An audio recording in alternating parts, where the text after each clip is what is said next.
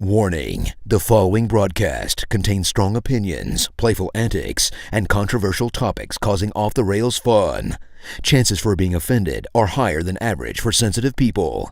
Viewer discretion is not advised. Live a little and have some fun.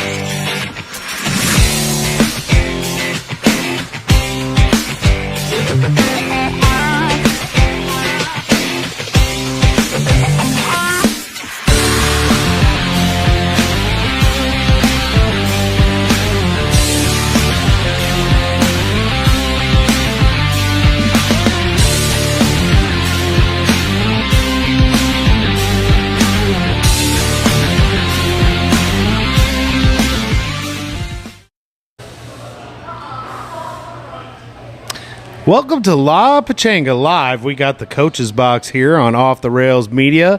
I'm going to start calling it the Three Amigos Coach's Box. You got Coach Miller over here on my far right, and you got Coach Riley Blair on my near right. And you know, us Black Cats, there's one thing that you can always count on is that we're going to show up.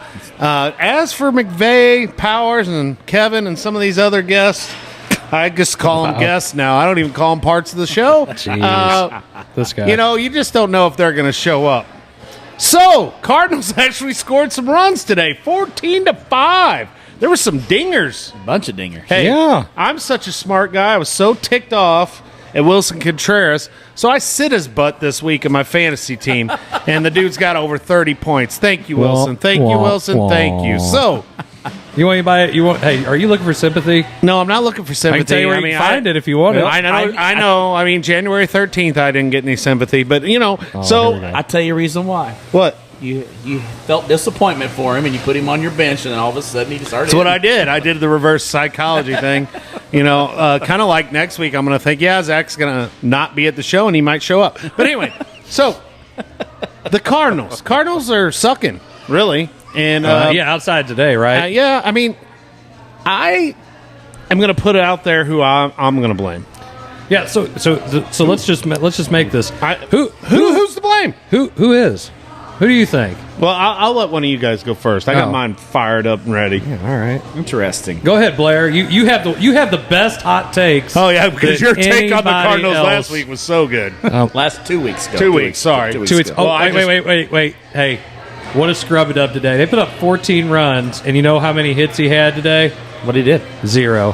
Arnado. Arnado. Did he play? So- didn't play. Yep, huh? no, he played. Oh, Yep. okay. Hey, I didn't watch.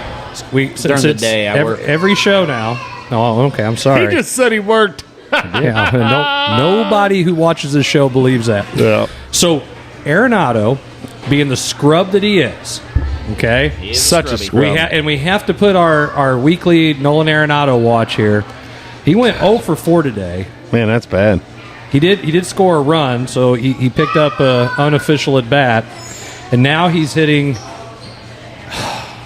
a disappointing 293. Oh, he's under 300. He's under 300, and yes, just like that baby who just screamed in the background. No, it wasn't Weston. It wasn't Weston. Nope. But he's a disappointment. Not only that, Goldschmidt was 0 for 3 as well today. Yeah, talk about, 0 for 7 and you put up 14 runs. Tommy Edman almost hit for the cycle again. Almost. One. A single away. He was a single away this time. Last time I Man, think it was a it's triple. It's crazy, ain't it? But, biggest disappointment still. Hey, What a scrub it up, man. Yeah. So, who's true. to blame? Go ahead, Blair. Who do we blame? Let's get your hot take here. Mike Gersh might be the biggest person to blame because he never has anything to say. Like, you don't even know what the guy even thinks. He's supposed to be the general manager, which is, in my opinion, the guy that goes out and looks for talent, I don't brings even know who talent he's in, talking about. and Who's this guy? doesn't even do the job that he gets paid for it. Oh, gets paid really well. Who is this guy? He's the GM, Okay. Mike Gersh. I mean, I'll I wish I could have his job. because he does nothing. But Zero. Zip. But part of the job's not talking. I'd be screwed. He doesn't talk at all. Like, literally, you don't even know who he is, see his face, hardly ever. You never see him in press conferences talk. He's just always sitting there smiling with his little flat top look or whatever he's got, floppy look, and I don't know what it is. I don't even know what he looks like. I don't even know. Is he a part of the team? I mean, seriously, does he? Well, I pulled up a picture. Well, that's great. But, hey, way to be prepared for the show. Oh, you mean you actually use something like there he is, right there. You can pull up his picture. Chris was spouting off stats to you, and you still didn't believe him. I still don't believe him. It's okay though. I didn't even pay attention. That guy looks like Joel Osteen. It does. Are you sure that's not a picture of Joel Osteen? Michael Gersh, Vice President and GM of the St. Louis Cardinals. This is a terrible take too. He brings up a guy that has no say or pull. Well, that's the problem. I mean, it's just like last week or That's 2 the weeks problem. ago. So, Jason, just tell us who you think. Go ahead. It's the manager. Look at some of the moves the dude's made lately. Okay, and you have Gorman and that what's Motter? What's his name? The gosh dang Motor. Okay, Motor. So why is Gorman playing second and he's playing third? That's stupid. What has Gorman played his whole listened to career? 101 ESPN, didn't you? I did listen to that this morning, but I'm using that take. I agree with that take. Also, I just no one in the outfield can get, other than Jordan Walker, can get feeling right because he's the only one that plays regularly. You're just jogging those guys. Okay, the sabermetrics or whatever we're using here. Calculators. Yes. There still has to be some feel. There still has to be someone, I don't know, do I dare say La Russa-esque, that has a gut feeling about something. I just blame it on him. And I blame it... Blame it on La Russa? No, not I La was gonna Russa. say, On our manager. Our manager...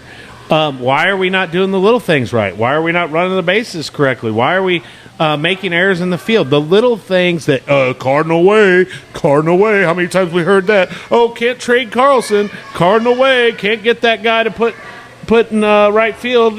Think about if we had him. Yeah. Big difference. I mean, I don't blame disagree. it on manager.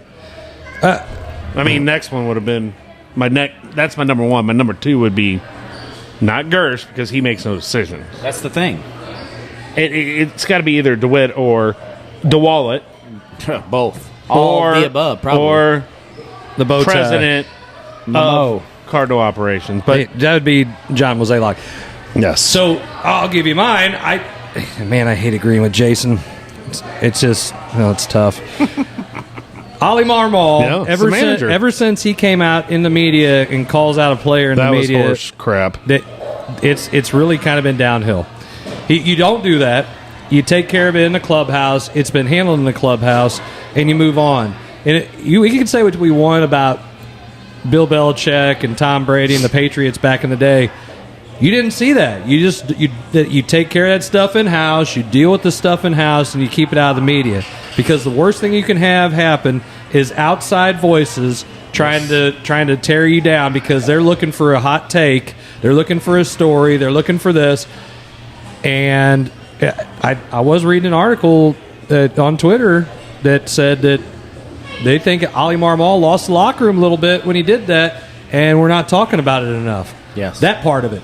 And that's probably true. If this was New York, it'll be big time. Oh my gosh, he'd already be fired. Yeah. I mean, true story. You're probably just right. the way they are up there, they are relentless, and this is a problem. And the way they've played, Jason, you alluded to it a little bit. The way they played has not been the Cardinal way. The fundamentals are not there, and you got to think how much stuff fell off when La Russa retired. And then you had Matheny for a while, and things are good. But then all of a sudden, you start seeing where things stop being the way that they were. And then we get Schilt, and I know we can all throw darts at him for some decision making. But you know what? Talk about the Cardinal way. He was all about it. Oh, yes. He was all about defense and stuff like that. Well, the guy was a Cardinal-made manager. Yes. And then we just kicked dirt at him. And Because he didn't agree with... Well, he didn't agree with Mo. He didn't agree with Mo. Well, Analytics. he didn't like using his calculator when he was managing, and you know what? I don't really blame him. To be honest with you, You can't always. The calculator doesn't always work. It's just like, and I did use a little ESPN because I did listen a lot. I listen to sports radio a lot, but they were talking about how You don't listen to our show, but you listen to sports radio. Bumgarner pitched the other day, right? Today. Well, yeah, today, right? Mm-hmm. Yeah. So you got Gorman, who, he hasn't really hit well against lefties, but Bumgarner's like giving up a lot of hits to lefties. Yes, he has. So why you can't pull Gorman's bat out of this lineup right now? Apparently Why the you can, hell? 'cause he no, did. it's the stupidest thing ever. And That's then- why I'm saying and it's then the he pinch hit manager's him. fault. Then he I know pinch hit he him. scored 14 runs today, but that dude needs to be in the lineup. And he hit a granny. Yeah. He hit a grand slam. He's only hit 313. They played Mater. They started Mater. Yep. And then they put Gorman It's in. like they used Why? to. It's like what they did with Wong back when. Oh, he can't hit lefties either. Blah blah blah blah blah. He's your everyday guy. I'm sorry, Gorman. To me, has hands down won the DH job unless someone's getting a break, and you're moving him. But he has to play in the field. Then you put him at third. You put Arenado at DH. Whatever you're going to do. Yeah. I mean, he's got to be in the lineup. Well, and you made He's a good smacking you the made a ball. good point. Why would you put him at second and Mater, who nobody even knows who he is? No. Whatever clown. The reason we brought him up is for depth. Is so we'd have to bring up Mason Wynn and That's sit the him on the only bench. reason why. That's it. It's the only reason why he'll be cut at some point and Yes. DFA'd or whatever. He's toast. He's just a fill. He's a body to fill. But you know what? Honestly, why not put Gorman at third? That's what he came up as, a third baseman. Yeah. Mater is a utility player all the time. Play the guy play him where he's comfortable playing. Gorman looked good the other day at third when he subbed in for Arenado. He made some fine. great plays. Did a bad job, yeah. He's a third baseman. I don't a get it. natural at that. I don't get it. But again, what's Marmol doing? Well, I agree with Tim Winkler here. Big fan of the show. Glad that Tim's always watching. Wait, what time is it? 8:12. Well, he might not be watching it after 9, but that's okay. No, he'll watch. be up He'll at be up. 9. He already took his nap for the day, and then he had he's some afternoon That's delight. true. Afternoon Evening delight. delight. He's got evening delight. Maybe, I don't know. So anyway, I'm going to get off that subject, Coach Winkler, and I'm going to go to your comment here. I think Mo has a lot of say in the manager's office. Sure he does. Think so? It's like Winkler said in his other post there. At least someone's getting involved with the show tonight. There you go. Jump in He's there. talking about how Mo just doesn't do one job. He does like 3 or 4. Yes. Agreed. Maybe he shouldn't have done it. That bow tie really went to his head. He thinks he's all that in a bag of chips. But here's my thing is, do you think that the ownership really cares? People are still coming to the games. People are Dude, still the showing wallet up. is not going to care because 3 million people are going to Yep. show up to that gosh dang place, which I love it, but I'm not going. I had free tickets yesterday I gave away. Did you? Well, because Dylan had a baseball game, and Oh, I I- went and watched them throw that game to R7 like we always do when we play R7, I guess, but Wow. whatever. And not just baseball. I'm talking other sports. We've done it, too. Basketball this year, we did it. That's fair. Probably one of the most exciting games I've ever coached in, and I had to lose it. It was poor coaching. But anyway, go on. But you look at the overall of. I mean, a lot of people are just hounding Molly on every decision he makes after, but it was not like that at all last year. Well, because he had skipped Schumacher to go, hey, stupid, Yeah. you may not want to do that. Yes. I don't know. I mean, He had better clubhouse leadership. Yes. and well, that too. Right now, he's missing 3 guys who would make a difference. Yes. You take 3 guys, 2 of them are hands down Hall of Famers, one of them's borderline out of the lineup or out of the clubhouse. How much is Wayno involved in it right now? Zero. Been around. Okay. He hasn't. But No. he's been down there training or rehabbing and He's stuff. a But, rehab guy. but you look at the big picture and you say, okay, hey, Yachty would have pulled him to the side and said, hey, man, you ain't doing that again. Like calling him out on calling that guy out, calling Bro Neal out Neal. right in front of everybody on social media and everybody else. But I can't. I'm not gonna lie to you. I didn't think Bro Neal would still be in a Cardinal jersey right now. I didn't think it would last I another thought week. for sure after that comment, I thought, well, they're getting rid of him. Well, and The problem is he's not hit that bad. I still I'm think not saying he's great, but he hasn't been awful. No, and I No, still I've seen think worse. the whole thing is really odd about Matt Holliday and how that all went down. I understand that he was wanting to watch his kid play and blah blah blah, but you knew that going forward why did you accept 3 months before and then a month before the season starts you pull your name out and say I'm not doing it? But immediately we had a replacement for him.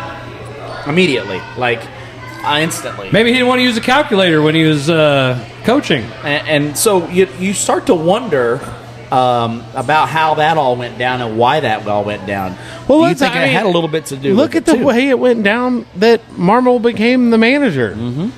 I mean, Schultz said afterwards that he was, floored. He had no clue. Yep. But I think that's going to be a lot of it. He may have deep down had a clue, but, I mean... I think everybody in St. Louis at the time had a clue. But I don't know. I'm not saying I don't know if Marmol's a good manager really or not. I really don't know. I mean, Pujols doesn't come to our team last year. We don't do what we did last year. That was not a whole lot to do with Marmol as it was to do with the last hurrah with Pujols, and I just think Yachty and we just really had a great second half. I would agree. And, the other thing that I think about I think God had a little hand in the hair. Here, St. Louis, enjoy Pujols your last time.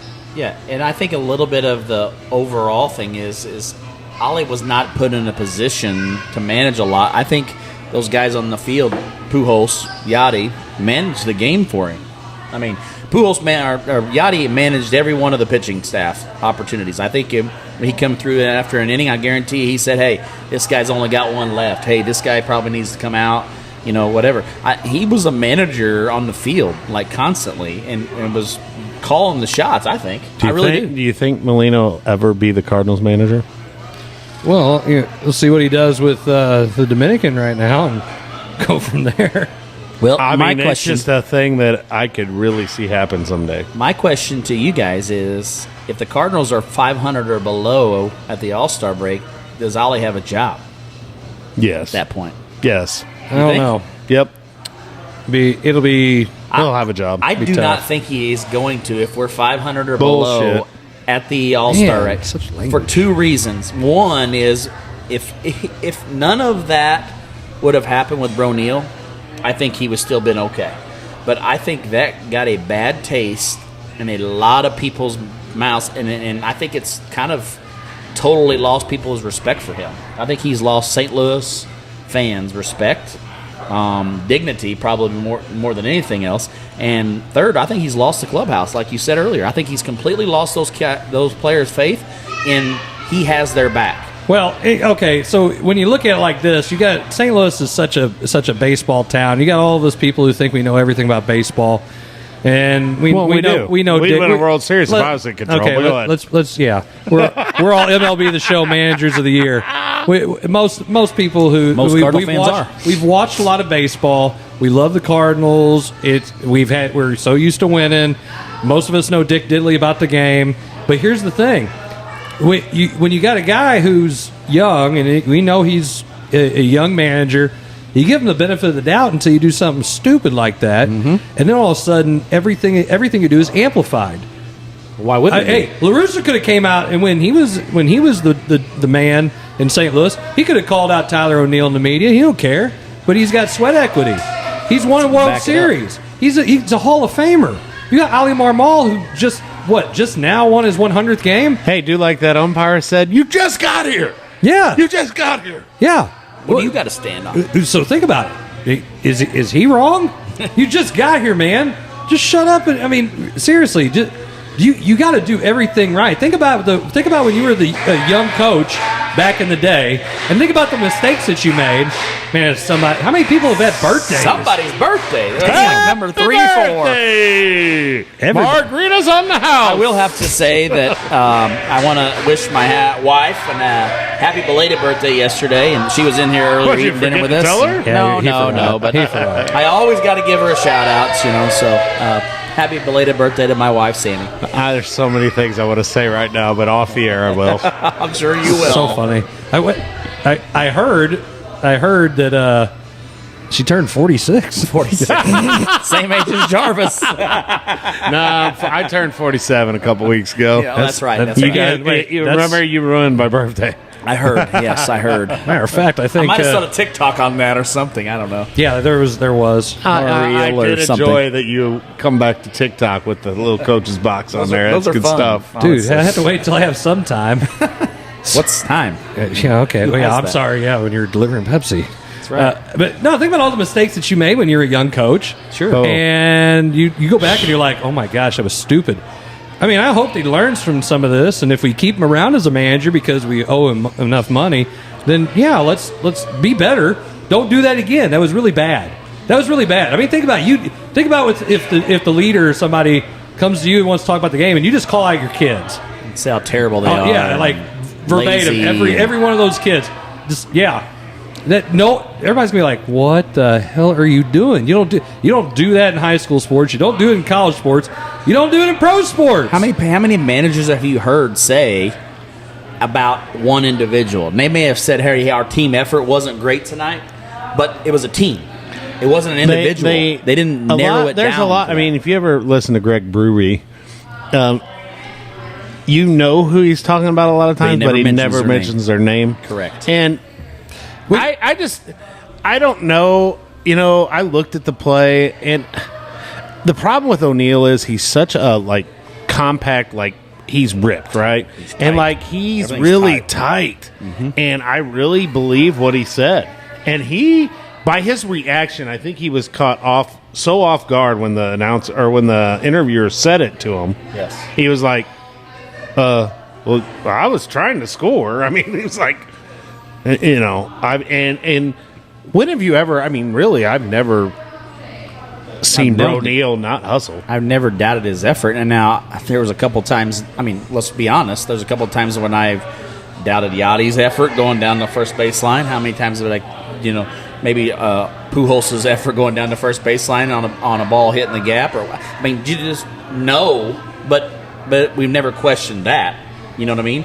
Let's be honest. I mean, how many times did Yachty hit a ground ball between second? And he's walking short, and he's just flopping her feet down the ground. So I think it's your stature holds a who little you bit are. in that. I agree. Agreed.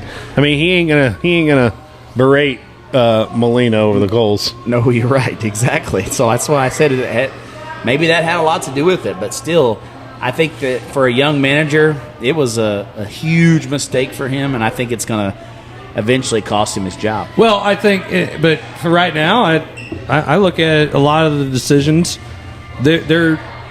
I think he's the one that's got to take it on the chin. I mean, let's be real here. When you're winning, it's the kids, it's the players, and when you're losing, it's the coach. It's always you. Look, whether you want to look at it or not, I mean, that's what the prognosticators, that's what all the media people are going to say, and that's just the way it is. I mean, winning cures a lot of ills. They had a lot of ills last year, and they still won some games. Let's be real here. Yes, they I mean, will. everybody was so hypnotized by the Pujols second half that it was like the magic stuff, that like, oh, well, hey, that was a really poor decision by Ollie, but Pujols hit a home run, and nobody cared about what he did. Those decisions. Well, all of our takes on this, I'm sorry if I had to vote, I'd vote my take 1, Miller's 2, and you're dead last again. Shocking.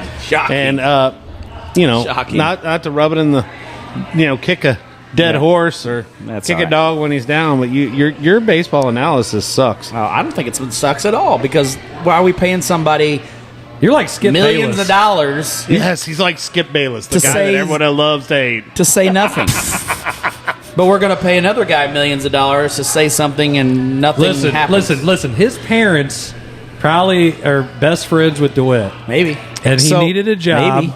So Still doesn't matter. here's what he's doing. Here's what you got to do. You just sit there. We're going to give you a title. We're going to make you think you're important. I'll take it. And you get in office. Oh, I'd and, love it. Hey, and But- here's the deal. We're gonna hook you up with an Xbox and just sit in there and you just play video games.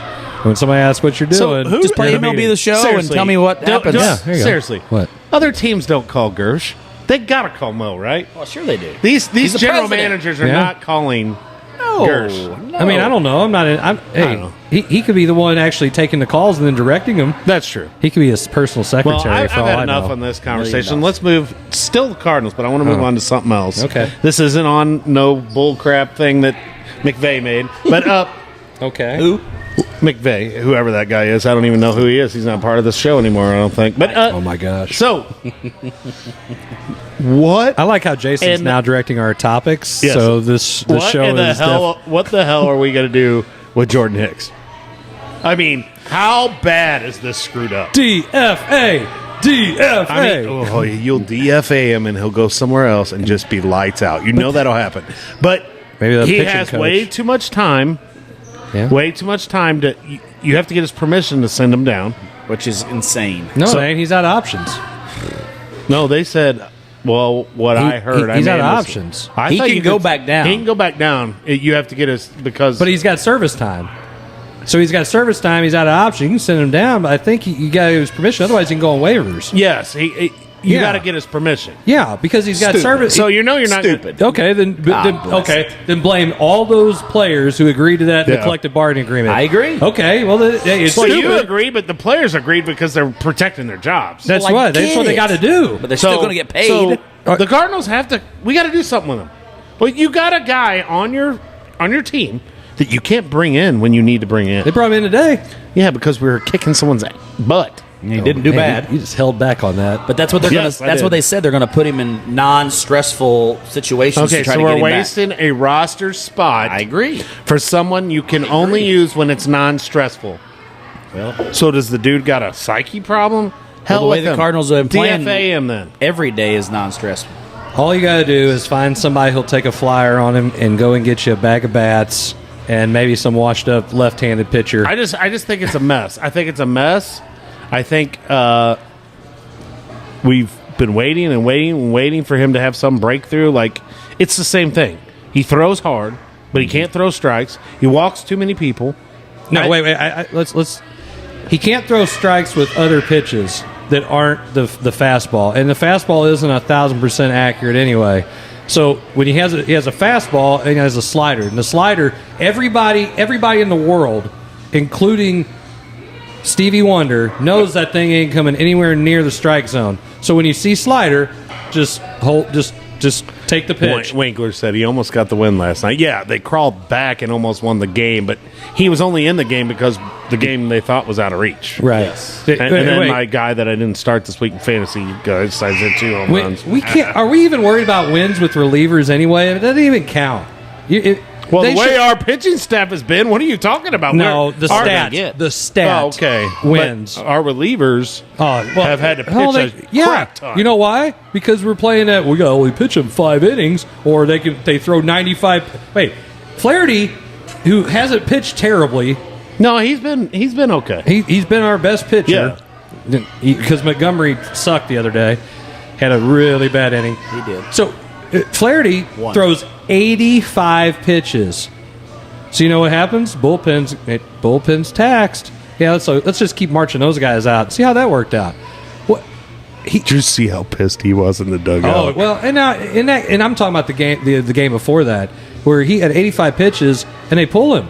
Like he didn't want to come out. No. Like let the dude. Why would you? It's a walk year for him. He wants to prove himself. Here you go, Bull. Go Let ahead. him eat. You're not going to Yeah, sign let him. him eat. You're not going to sign him anyway. They're not probably. going to sign him. No. Run his ass into the ground. Yes. Let's ride him until he falls over dead. Unless Great. I think there's some false hope that They're he not. is gone. Yeah, he wants to go to California. That's Yeah, where he he's does from. not want to be here. He wants to go back to that beautiful state where everything's lovely He'll end up and being a lollipops. Dodger and be flame throwing it. No, he'll be probably in San Francisco.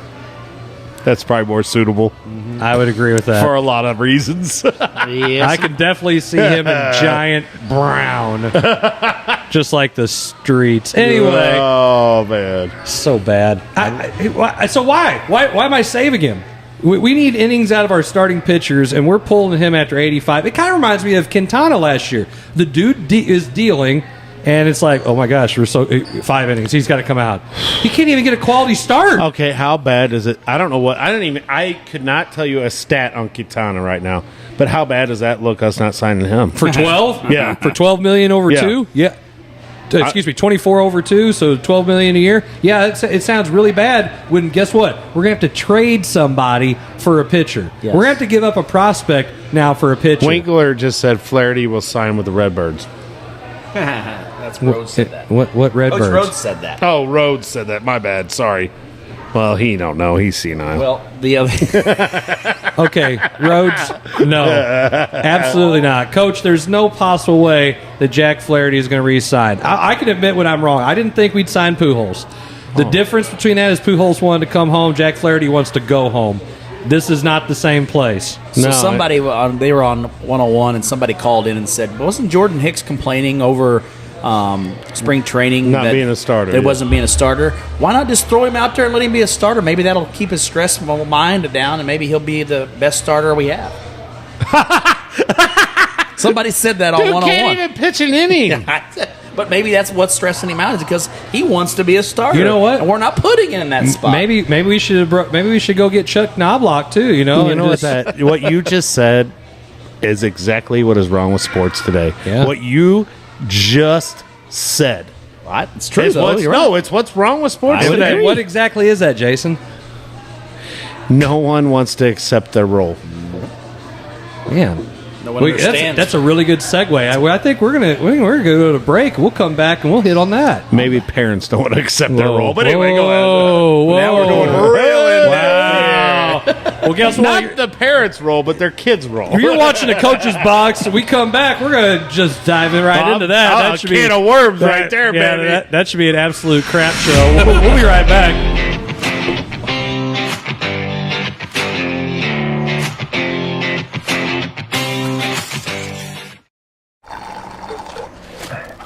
Those fries you've been craving. I'm hot, and I'm steamy, and oh man, do I smell delicious. I'm calling your name. Oh, Doug. Doug.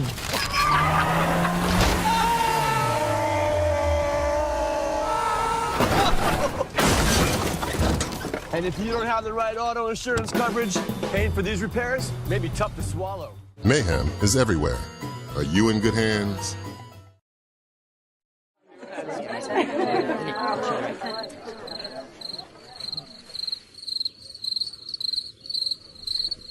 Imagine an HVAC as unnoticeable as the air itself. Sounds pretty good, huh? The new Daikin Fit. Air intelligence. Give Home by SMCI a call today at 636-337-4444 or email them at service@homebysmci.com.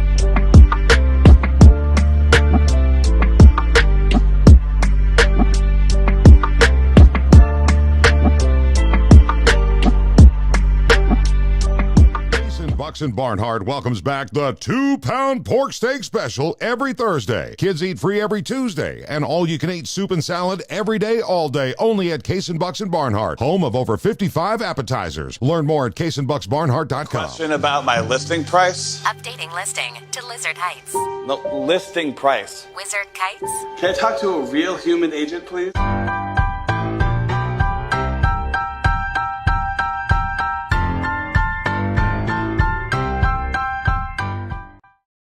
Are you tired of high school sports behind a paywall? Then you need to check out Maritime Sports, your high school sports source. We at Maritime pride ourselves on covering sports with student athletes as our main interest and putting a spotlight on them. You can check out our articles, photo galleries, and much, much more, all for free. So check out Maritime Sports at our website, maritimesports.net.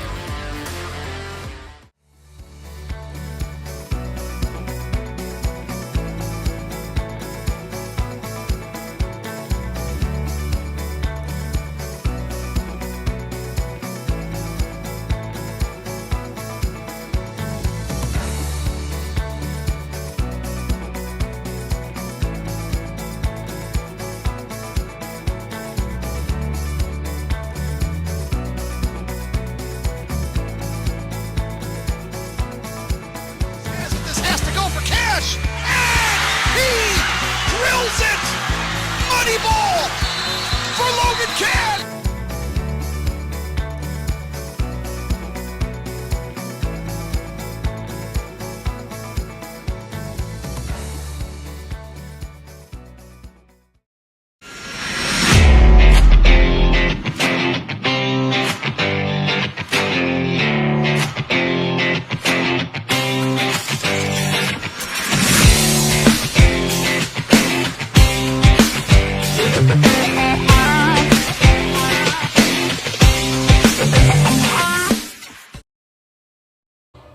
All right, well, welcome back to episode 144, segment number 2 of the Coach's Box, and we're here live at Herculaneum La Pachanga.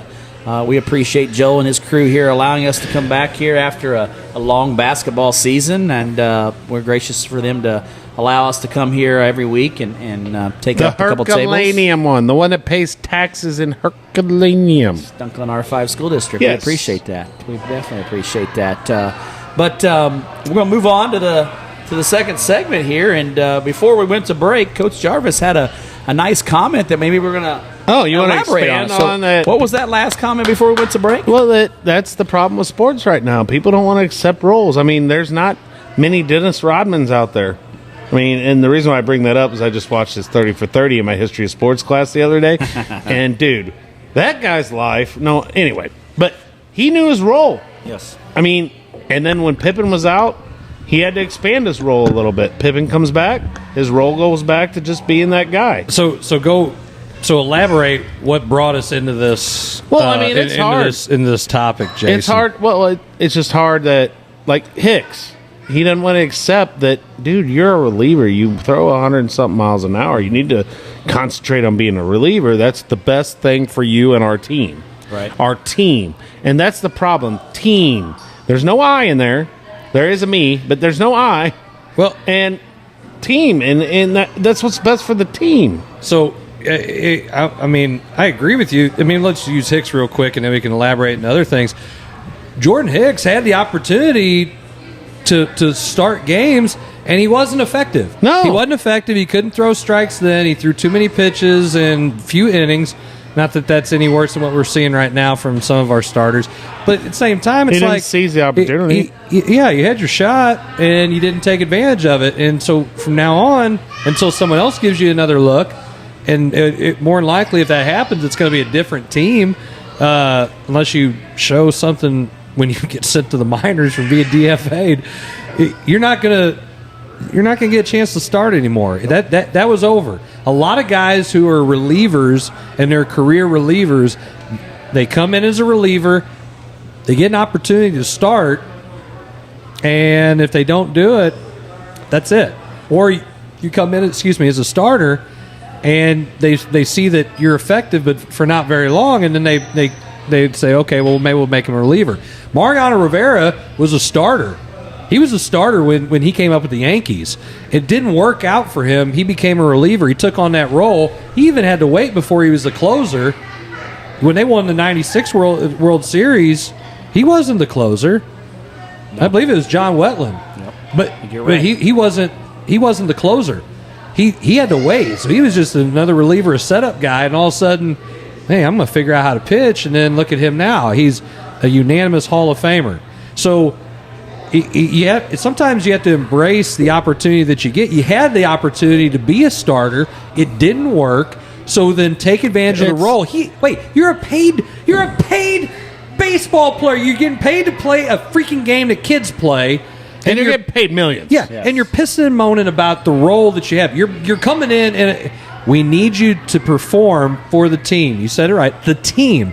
This is your opportunity to do something to help the team win, and eventually you're going to help yourself get paid, like relievers do. They get big bucks, so why not? Why not embrace it and go? Who does he think he is? What about Waino? Looking back at what his role was, what did he do? No, he won us a World Series. He was a closer. You know, I mean, he wasn't a closer. But he was, and at the same point, he knew what his role was. But he was. He was a closer early in his career, but then he went to starting pitching, and then got that injured. So they found another role for him, and they won us the World Series. They brought him up. They didn't really have a place to start him. Nope. And they had a need. He made Beltran look pretty bad. Oh my gosh! Talk about just lock you up. Mm-hmm. Lock knees. Knees locked. Well, I mean, you took it looking, buddy. It goes right to and it's not just major leaguers. It's college players. It's high school players. And of course I'm going to always go back to basketball because that's what us three do predominantly. I mean, Blair. He coaches everything. But so. Yells at little leaguers, calls them disappointment for being bad baseball players. Go ahead. It's just like that kid when you get say you're 10 games in a season and he shot 20 threes and he's made one, and you pull him aside and say, hey, dude, you're great as this, mid-range, getting to the hole, rebounding. Concentrate on those and quit shooting the three, and then the kid gets all butthurt. Because you don't think he can... That's not what his role is. That's not his mind. He doesn't think you have confidence in him to shoot. It's like, wait. No, I don't have confidence. You're one of 20. It's not that I don't think you can shoot. You just don't think you can make them right now. You just haven't performed at it. So figure it out, and then we'll reevaluate. In that same conversation, I tell the kid, now, if you get a wide open one, yes, take it. But you miss it, and don't keep taking them. Correct. And kids have a hard time taking that role. But that's not their role. That's your role for them. And it's the team's role, and the team, what's best for the team. And if you're not willing to do that, then I'll find someone who is. And that's the problem. It's finding guys. And it's not just high school sports. I mean, hell, look at college sports right now. We've talked in length about the transfer portal. If I don't like my role, you know what I'm going to do? I'm going to jump in the portal, and I'm going to go find somebody who's going to... They'll do you. It's the same way, man. You're just a rented goalie to them anyway. Yeah, I was talking to Coach Day today at the track meet, and Coach Day was like, Umsel's kind of looking at Eric, his son, blah, blah, blah. And I was like, yeah. And he goes, they went to, the Elite 8 or the Final 4 last year, and he had eight kids jumped into the portal off of that team, and they were in the Elite 8 or Final 4, something like that. I think it was Umsley he was saying. Yeah, I can see that. You were in the Final 4 or 8. What? Why? Because somebody didn't like their role, or they think they can better themselves. They thought, I can go somewhere else and make a little bit more money, maybe, or maybe a bigger school, or I can go to a bigger school. Now, I get it. Okay, if I have the opportunity to go. I'm showing that I can play at this level, and I wasn't highly recruited, whatever. And I got a chance to go from maybe Umsel to just say SLU. I'll just keep it real simple. Yeah. Well, I'm going to take that if I can do it. And there's nothing wrong with that because you're bettering yourself. If I'm at Umsel and I'm not getting to play, and I don't like, or let's put it, I don't like my role, and I'm doing it for the wrong reasons. Okay, and that's a fine line, though, too. Because you don't know. You may go in the portal and no one want you. Exactly. So, and then what are you doing? To me, it's a slippery slope. It can go either way, and it's kind of case by case. It's not one size fits all. Well, you shouldn't be in the portal. Oh, you're being selfish. But then you look at it from our professional sports and those sort of things.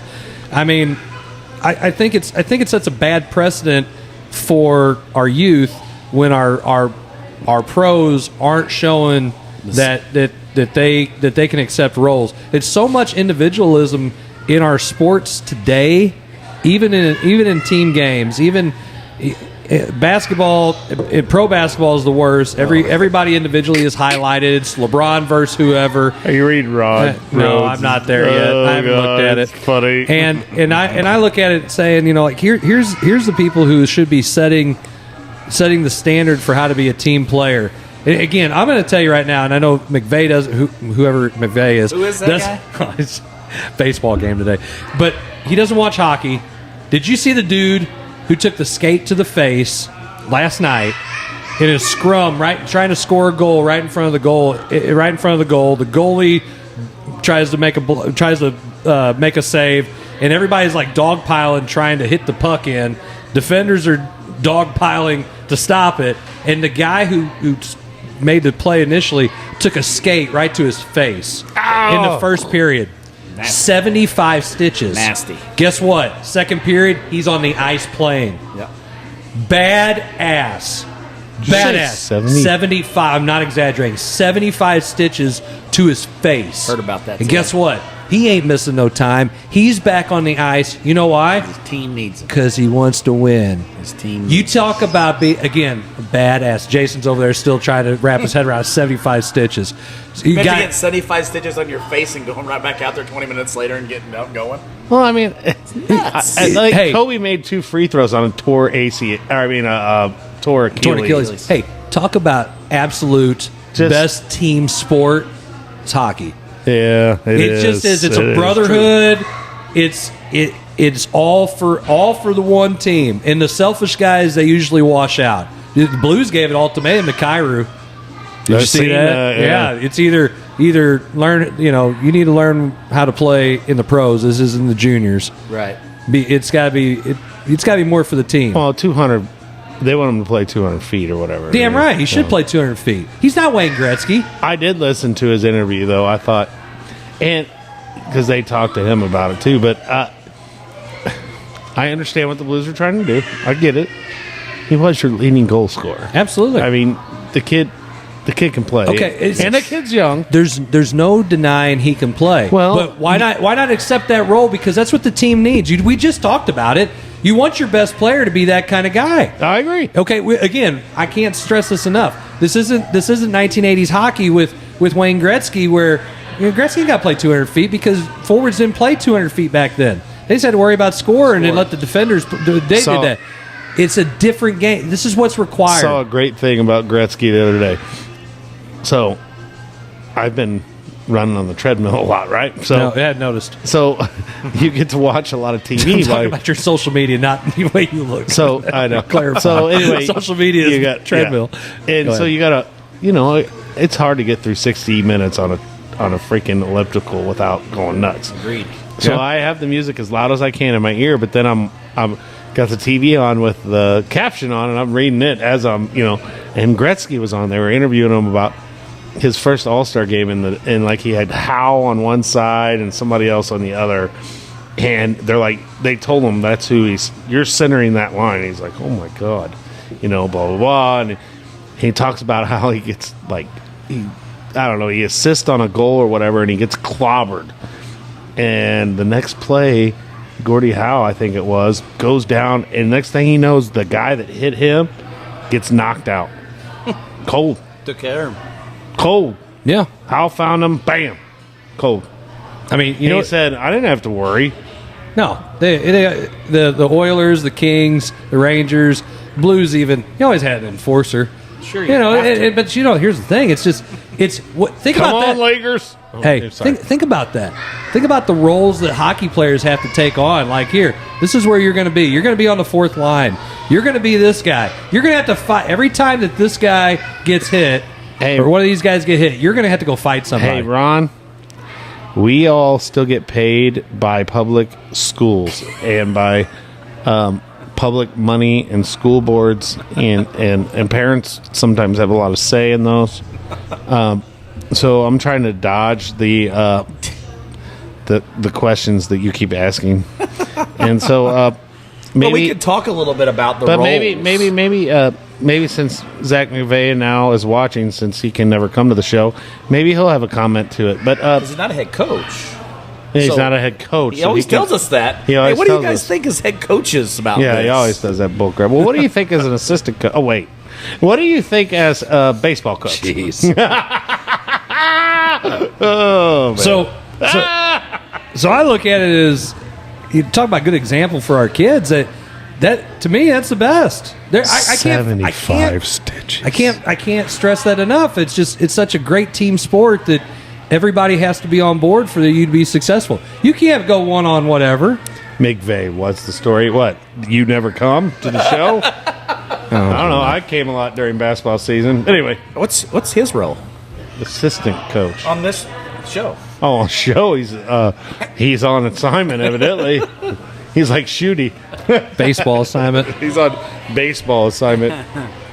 But the whole Yeah. thing that we got back to is the role of athletes in sports.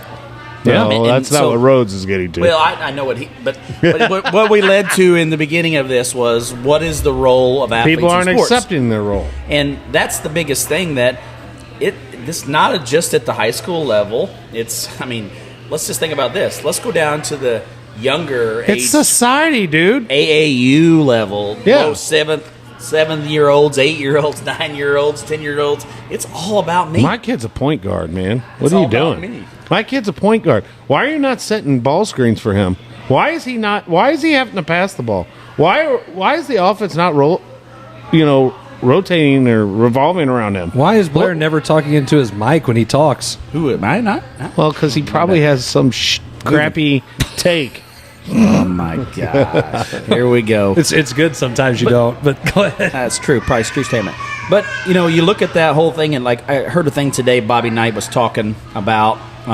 He coached Michael Jordan in some form or fashion, and he said, You saw that on TikTok, Yeah, didn't you? yeah. I saw it too. Go ahead. and he's like, we're talking about it, and he's like talking about how he yelled and screamed and hollered at MJ, and he said, I got 4 other guys and a few choice words in the middle of it doing their job and setting screens, and you're the only MFer not to be setting screens out there. Who do you think you are? All you're doing is out there shooting, dribbling, passing, but you're never setting a screen. And he said, Jordan said back to him, he said, Coach, you remember you always told me that I was too fast or whatever, had too much lightning speed or something? And he said, yeah. He said, yeah, that's the problem. You just not see me. I'm too fast. I'm super fast. You can't I'm so see me set the fast you're screen. not seeing me set the screen. Yeah. And he goes, and I said, Bobby Knight said he had to think real quick about it. He said, well, yeah, since I'm not seeing you set those screens, can you take a little bit off and make sure that I see you set those screens from now on? You guys DFA'd Coach McVey. we Jordan Hicksed him. Well, Jordan Hicks. No. He didn't accept his role? We Matt Carpentered it. No. That could stir some Hey, pot, how about maybe. that, Ron Rose? How's he doing this year, by the way? Is he even playing? I don't It's know. for the Padres, wasn't he? Yeah, he's Padres, but I don't know if he's playing. or I not. don't know if he is or not. I mean, Haven't I would keep think track. Ron probably knows. Well, I mean, they had to have somebody while Tatis was serving a suspension for ringworm in his foot. What an idiot! The coach's fault if a player doesn't accept his role. No, it's not always the coach's fault if a player doesn't accept his role. But look, I'm going to be devil's advocate on that, okay? If you tell a kid, Here's a bad take. here is your role, and they don't accept it, why is it not your fault? Say that again. That's Why the is question. it not your No, fault? say that again. If you tell a kid, hey, this is your role, and they don't accept it, why is that not your fault? What? Riley. That's not that question. That's what everybody's going to ask. Okay. Why is that not your fault? You're the coach of that It team. doesn't If he doesn't matter. accept that role, then why are you keep playing him? Why are you keep putting him out there if he's not accepting his role? Well, you didn't I'm not add going to all play that. him. You didn't Wait a add minute. all that to it. Hey, he ain't playing because he's not accepting his role. You just said it. I did say that, Ron Ron. That's said. not No. And Ron Rhodes said, No. didn't you? No, what I'm trying to deliver is here's what's going to talk about. If you don't, then it automatically, anybody that knows is involved with that kid automatically says, well, you're not putting him in the best role to have success. So why are you telling me that's his role, but he doesn't think that's his role? Hey, Why am I care? Why do I what- care about that? Are you at practice, ma'am or sir? Hey, do you know what he's best at? Do you spend all this time Apparently with him? they do, Were you but- at the off-season workouts? Were you at the shoot-arounds? Were you at I open agree. gym? Were I'm you 100% on that side, but that's the avenue that I'm people are going. answering you. I You agree. said But that's what we're getting at. it's not my fault. I agree. How the It's hell is not. it my fault? It's not. This is going to be your. Do you want to play? I will tell you what I was told my sophomore year of football. Football was my sport. My coach called each sophomore in before our junior year and talked to us. And Coach Holman looked at me and said, Coach, Jason, you play tight end right now, right? Do you want to play varsity next year as a junior? I said, hey, yeah. yeah, I want to play varsity. He goes, then you're an offensive guard. And I looked at him, and I thought in my head, well, that sucks. I'm going to be an lineman. But I went, whatever you say, Coach. He goes, all right. He goes, you're going to be an offensive guard, and if you want to play next year, that's where you're going to play. Okay, so I have a similar story. You know, I had to play a lot of JV ball between my freshman and sophomore year, and when I got to be a junior, Coach Paulson, South Iron, takes me out of practice, and we were out whatever in the preseason or something. I can't remember exactly when it was now, but I remember I'm out there shooting before practice, and he walks over to me, and he kind of puts his arm on my shoulder, and he says, Chris, I'm just going to tell you right now. He said, I think you can shoot the ball a little bit. And I said, okay, I appreciate that, Coach. He said, but if you want to play, you see this arced line out here, this three-point line? Yeah, Coach. Yeah, you're going to stay out there, and that's where you're going to live on offense. Because I got somebody who can score inside, and I got somebody who can pass you the ball. And if you drive inside the three-point line, if you take a dribble inside three-point line and you're going to the basket, and it isn't you being guarded by Jesus himself, and that's it, just you two, when you hear the buzzer, just start running to the bench. It's for you. I don't need you to do that. So basically, if I didn't have a wide-open layup, you're going to shoot the three, and that's all I need you to do. Pass the ball to the guys who can shoot it, or get the kick out, and you're shooting this shot. You know how much, y'all met my dad. You know how much crap I took because you could have took that guy off the dribble. Yeah, I could have. And then as soon as I'd have shot it, just start running over to the bench and wait for the buzzer. It's me. I'm coming out of the game. And it doesn't matter what I thought I could do. It really did. Or your dad. Or him. Or what your dad thought. Anybody else. This is what my coach told me I had to do. And you live with it because that's, if I wanted to play, I could either appease the dinner table conversation, which, okay, great, I'm never going to. I figured it out a long time ago. Or I could figure out, this is how I can play? Well, hell yeah, this is what I'm going to do. If I would have looked at Coach Holman and said, you know what, no, I want to be a tight end, I wouldn't have played in the Final Four as a junior. I'd have probably sat the bench. I wouldn't have played tight end. Yeah. I had Joey Jones, who was one of the freaking freakish athletes the year ahead of me. I had John Kreitz. I had all these people that were playing tight end. He knew I was never going to play tight end. So you know what?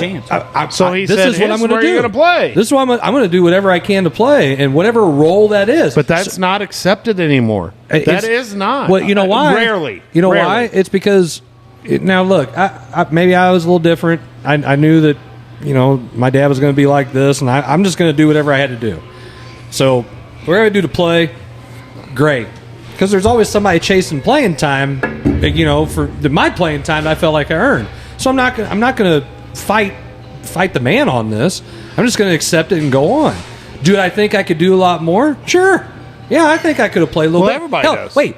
Coach Best at Three Rivers, now Hall of Famer Coach Best. Congratulations, Gene Best. Awesome. Well freaking deserved. Yes. Long time overdue. Agreed. Anybody who didn't vote for him for the last however many years he was eligible, you're an idiot and a dumbass. Stated fact. Okay? He's got more wins than Mike Krzyzewski. All right? When he has guys for 2 years, 3 years, whatever. So he offered me to come and try out after watching me play basketball against his team. Yeah, I thought I could play a little bit in high school. I never thought for any stretch of the imagination that I even had that conversation with Coach Best. He pulled me aside and asked me if I wanted to come try out. He liked the way I played. And it was like that one opportunity. I could either go and do that and never play hardly, or I'm just going to continue on and maybe this coaching, teaching thing will work out. And that's why I told him. I said, Coach, I want to be the guy at the end of the bench. I didn't want to say token white guy at the end of the bench. How cool. I knew it'd be cool as hell. Think of it. It would have helped you in coaching, probably. Probably, but but I understand you want to play. Yeah, I mean, I didn't like sitting on the bench. People were like, when I decided to go to Central Methodist, they're like, "Dude, they won 0 games last year. Like, why are you wanting to go there?" I go, "Because I'm gonna get to play." Yeah, and I had opportunities to. You all right there? Thank you. Allergies. Yes, at bad. Bless you. Kind of, I guess. But look, you're here. Bless you. Thank you. If you weren't, no. Well, I mean, I can't say that people are here. Yeah. I don't know why we call you Casper. I mean, the new Casper is McVey. But anyway, go ahead. It's like a graveyard, a lot of ghosts.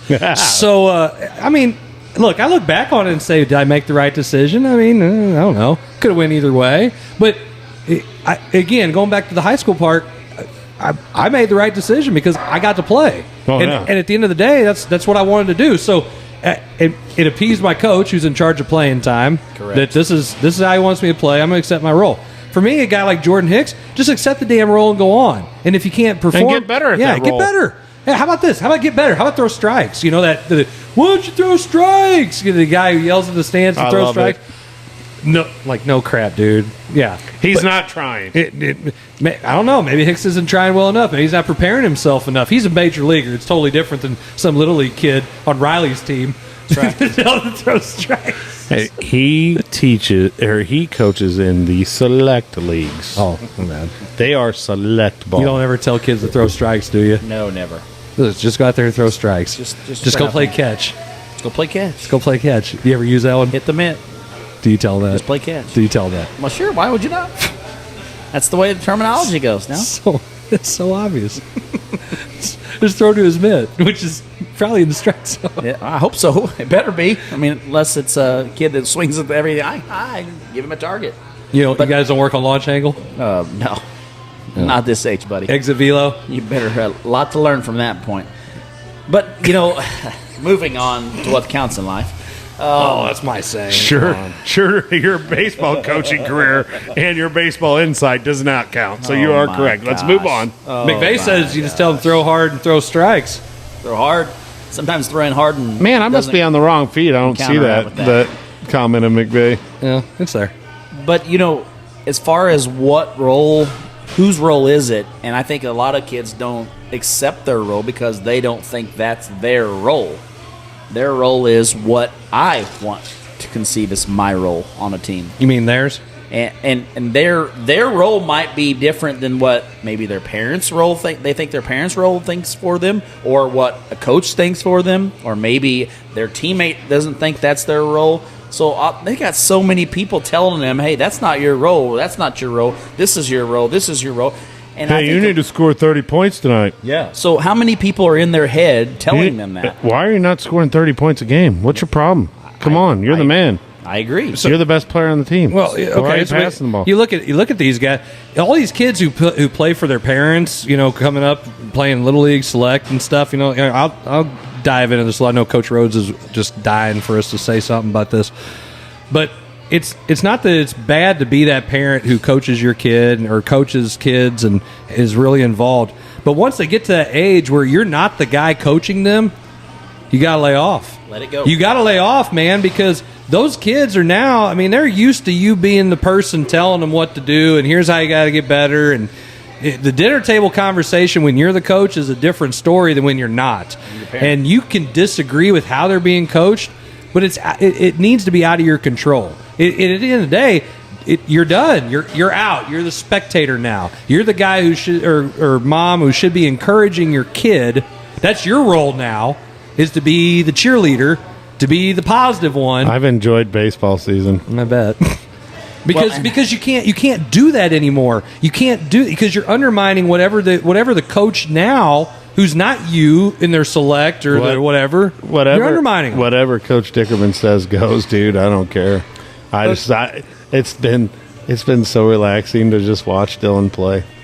But let me ask you this: how many times do you have a kid when you say, "Hey, that's not your role on this team"? Do they come back and say, "Well, why not"?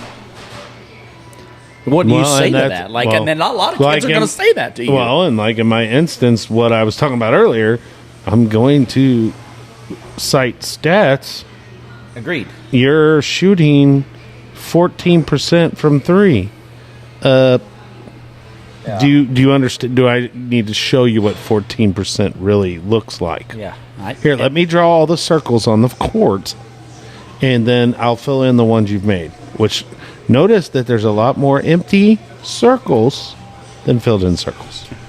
So, as a parent, I understand. You sit back, him, we're in the coaching realm. But if you're a parent that's never been in that coaching realm and understands that concept, I think it's a little harder for you. I know a lot of people that have never coached a game in their life that are 100% supportive of their kids. And when their kids come home and say, hey, I don't know why I'm not doing this, or I'm not playing here because I feel like I'm the best kid on the field, blah, blah, blah, or on the floor or on the court or whatever it is, and you step back and you say your kid's telling you that, you got to think, oh, well, something's going on that caused him to say that, so now I got to look into it. I just think it makes it so much harder nowadays because these kids are influenced by way too many people. Well, there's too many people in their ear. Their AAU coaches in their ear, their parents, their grandma, their aunts, their uncles, their other teammates. Leave grandma out of it. She can say what she wants. Their personal training coach, their shooting coach, their dribbling coach. I mean, their personal trainer, their dietitian. There's so many people in their ear, they don't know who to listen to, hairstylist, why to listen to them, what to listen manicurist. to for. It's just tough. Everybody. Well, I can't understand why people are getting out of the coaching and teaching profession, Blair. Well, it's happening in drastic numbers, Coach. You think? It's scary. Maybe that should be our next topic. That's why people are getting out of teaching and coaching. Maybe that's a great show for next week, I think. Oh, I thought we were going to do... Why we got to wait for the other guys? They ain't here. We just jump right into it. Well, let's do it. Let's go to a commercial break. We'll come back and talk about 20 minutes. Tell your kid that they are the best player. Well, let's talk about that. I can guarantee you that Dylan Jarvis's dad has never told him that. Wow. Man. My son was a good basketball player. He's a good football player. He's a good baseball player. I never have thought he was the greatest on the floor or on the field. I would agree. You'd agree that he wasn't the best? I would agree. You've never said that. Oh. I will say, do I think he's the greatest kid out there? That could be a possibility. You're yes. a little biased. I'm sure there's some grandma out there thinks their kid's a little bit better. Dude, if you're going to talk, you want to talk about getting in and out of the profession or whatever. I mean, there's so many things right now. So many things right now. Let's talk about this when we come back from the commercial break. Send us out, Blair. All right, well, you're watching the Coach's Box. We'll be right back.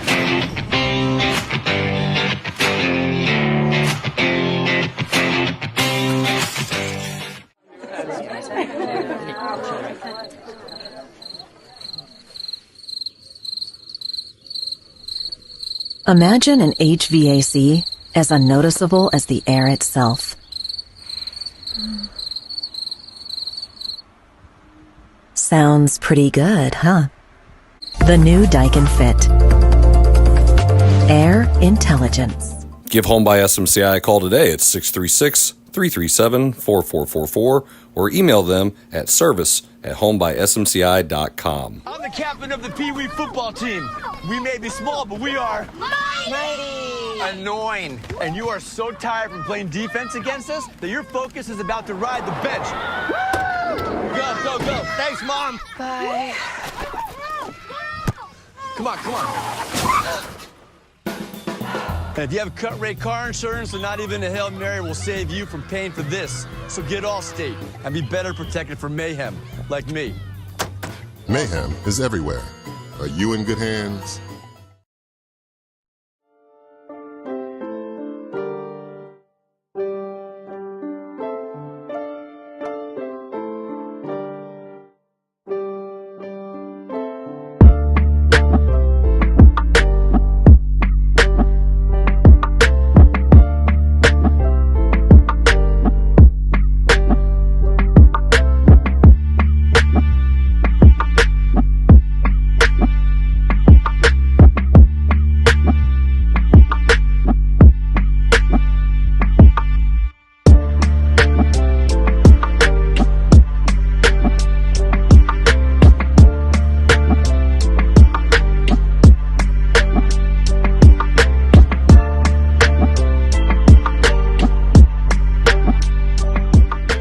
And Barnhart welcomes back the 2-pound pork steak special every Thursday. Kids eat free every Tuesday, and all-you-can-eat soup and salad every day, all day, only at Case and Bucks and Barnhart, home of over 55 appetizers. Learn more at caseandbucksbarnhart.com. Question about my listing price? Updating listing to Lizard Heights. No, listing price. Wizard Kites. Can I talk to a real human agent, please?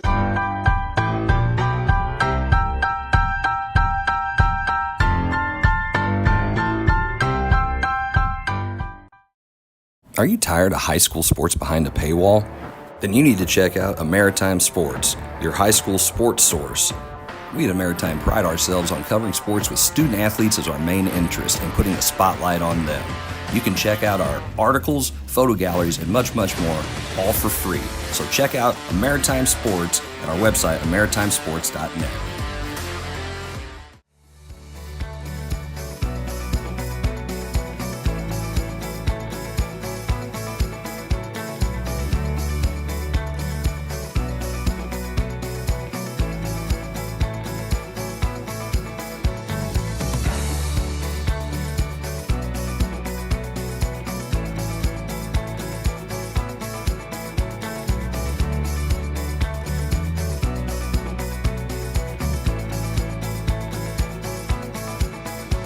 This has to go for cash. And he drills it. Money ball for Logan Cann.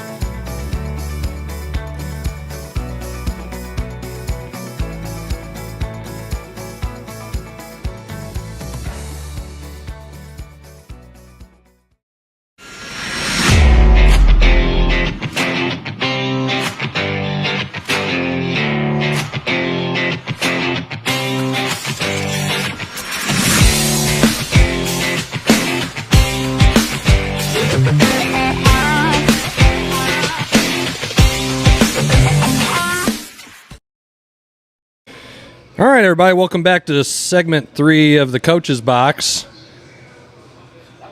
I know. You pay attention, you'd know. You know, they got your phone on, and now I'm going to bring you on. We'll just wait and see. How long it was going to be there? I didn't know what you guys were doing over there. It was my turn to bring us back. It was fine. Yeah, You did a great job. I was getting a refreshment. I mean, I'm not Chip Carey. Definitely not Danny Mac. That is a true statement. What's that supposed to mean? You don't have to be a dick about it. Jeez. Yeah, I mean, you know, Chip's, like I said when we talked about it, yeah. he's okay. Well, I mean, he could be worse. I mean, it could be worse. It could be worse, but he can't be Danny Mac, and I just want to hear Danny Mac. Well, I don't care. It'll be all right. It'll be all right. So it'll be all right. Yeah. You think he'll be back someday? Not to the Cardinals, no. Not unless he's doing radio. That's it. He ain't coming back. Now, and Chip Carey leaves, maybe, but I doubt it. I think Chip's here to stay. He does a good job. You're just so used to Danny Mac, just like people who used to Jack Buck. Sorry, just the way it goes. It's hard to shoot and field. Hey, it is. You're just used to what you're used to. All right, so we kind of broached a little bit of a subject here. I think would be good for segment 3. What were we saying again? I don't know. What Oh was my gosh! Let's hear it. I was going to let you go into it. No, I'm going to let you do this. Why? This is your segment. No. Mine was the second one. His was the first one. This is yours. I came up with the first segment. Did he not just say that? No. I brought us in, I think. You might have came up with it, but I did it. I was the lead ringer of that segment. Reed Linger? I would agree. Ring leader. I was. What the heck? Ow, my neck. Hey, I was busy running everything else My over back here. hurts from carrying the show all the time. Oh, my gosh. Your ass. Well, I mean, well, it ain't like we lost any good pieces, so it's all good. Oh, boy. Hopefully Miss McVey ain't watching as in mama. Yeah, she probably is, and you're probably in trouble. I shouldn't diss her. So, yeah, I go ahead, Jason. Oh, what? Well, we were going to talk about. What were we going to talk about, Blair? I don't know. Let's hear it, Chris. Let's bring. You segmented right into it. Let's go. We were talking about why I was people are running getting out of the commercials. profession. Yeah. Well, why? Wait. I'm just asking the question. Then why wouldn't you be a coach? Or why wouldn't you be a teacher, Riley? Why wouldn't I? Yeah, you're not. You're out of all of us. Yeah, you're not a teacher. Yeah, you're the Pepsi man. I so am. Again, why would you not want to be in education? Too many outside influences. Yeah, go ahead, elaborate. I mean, everything you do, you're scrutinized for. Every single day, you're scrutinized for the way you teach, what you teach, how you teach it. I was thinking a different W word, but go ahead. But I think the biggest concern that I have today is when you look back at it and you say, why are teachers leaving the profession? Well, I think they're leaving the profession for two reasons. Trying to tell me to move to your right. Yeah, just a little bit. There we go. She was. Man, just both of us. Just say it out loud. I don't watch you guys when I'm talking to the camera. That ain't no kidding. Talking to the You're not talking to the camera. You're not even looking at it. I'm watching the screen right now. I am looking right there. My God. gosh. Now you got me all off top. I forgot what I was going to say. So go ahead and just talk to us. It wasn't going to make any sense anyway. It'd be about geez. So many outside voices and stuff. But, you know, when you... Nobody here took their Adderall. Voices. Nobody took their Adderall. I hear We all forgot. voices. Okay, so why do I put up with have you you two? heard that song? Why do I put up with you two? I'm just a terrible singer.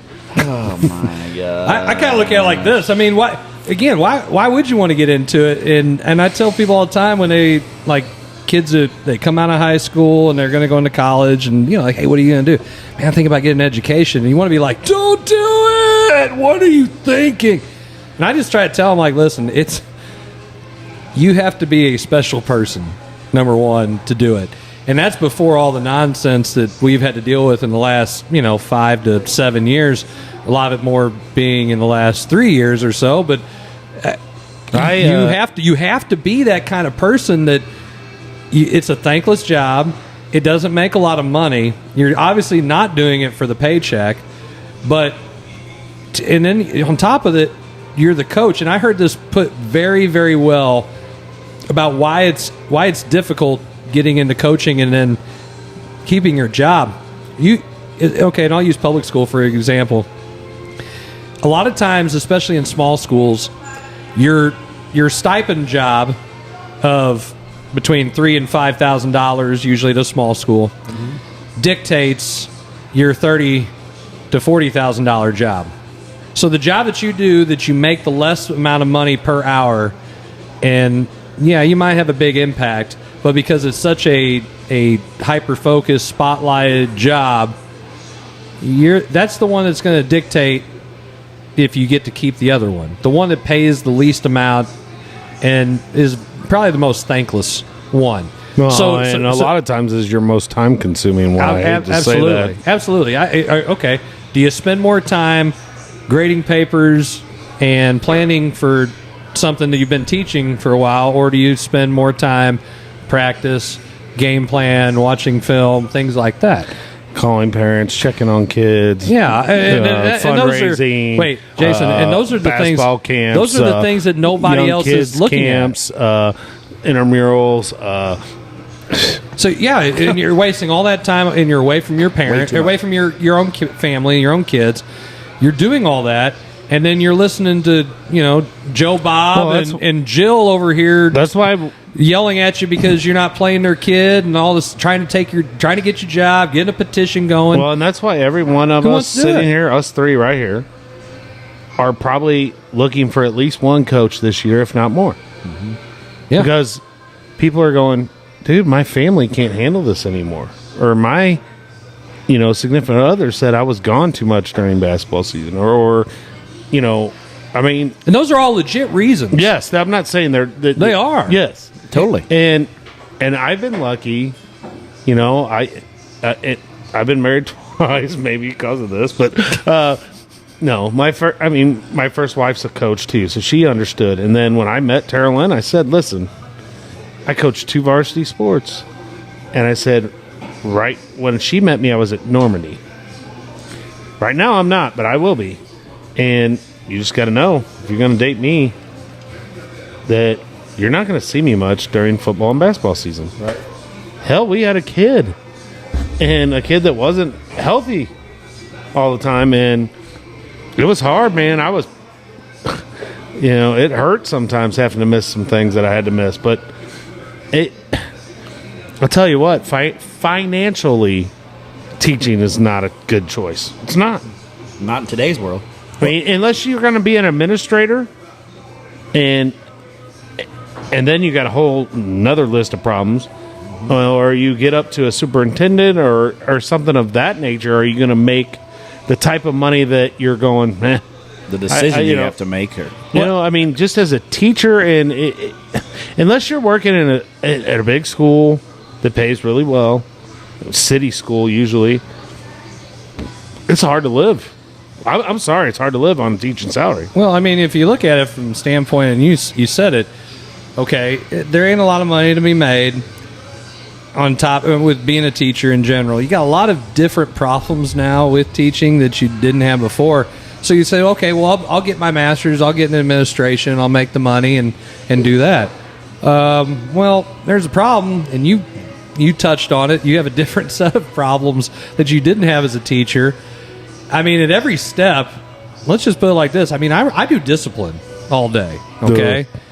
And you're sitting there wondering, like, am I going to say something that I can get sued for? Oh, yeah. Am I going to do something that I, like, is this discipline okay?